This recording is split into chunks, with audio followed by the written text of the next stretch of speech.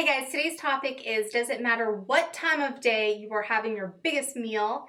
Will you gain weight if you eat your biggest meal at night? I know a lot of people say after 8 p.m. stop eating.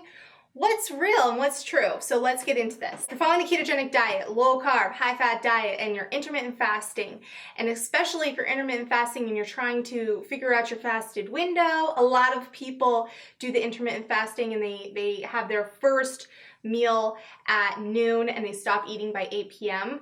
and that's very successful for a lot of people. But if you're working with your hormones and you really focus in and looking at your body's production of insulin at different times of day, there is actually studies that show that if you eat later in the day, your body's going to produce more insulin than it will earlier in the day. So you want to have your largest meal strategically earlier in the day. I personally, when I do intermittent fasting, I like to have my first meal being my largest meal, not saving my largest meal for dinner.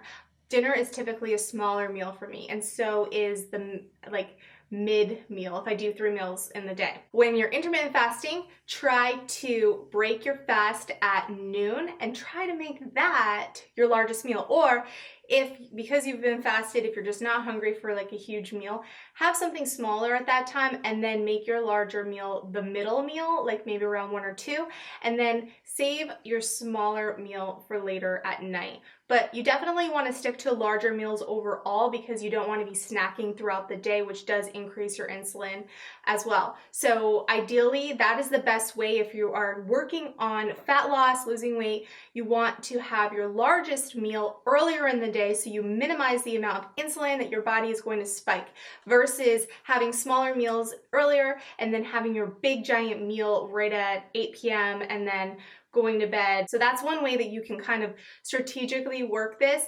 around your hormones and insulin specifically. In 2013, there was actually a little randomized study that was done where they looked at people that were eating the same amount of calories a day, 1,400 calories a day. The only difference was their largest meal, some of them was for breakfast and some of them it was for dinner.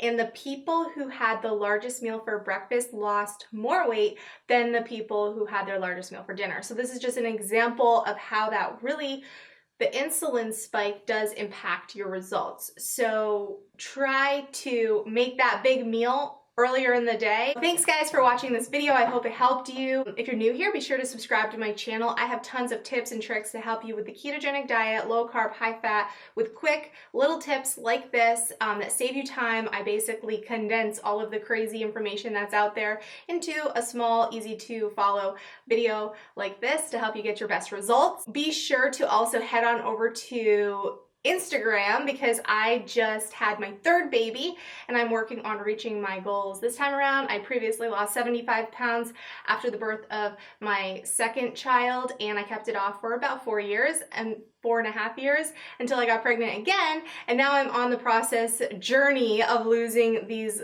the rest of the weight. And so join me over there on Instagram to follow me and to gain some ideas and some recipes and stuff over there. And that is @BeautyFitLife. Thanks guys for watching this video. Take care.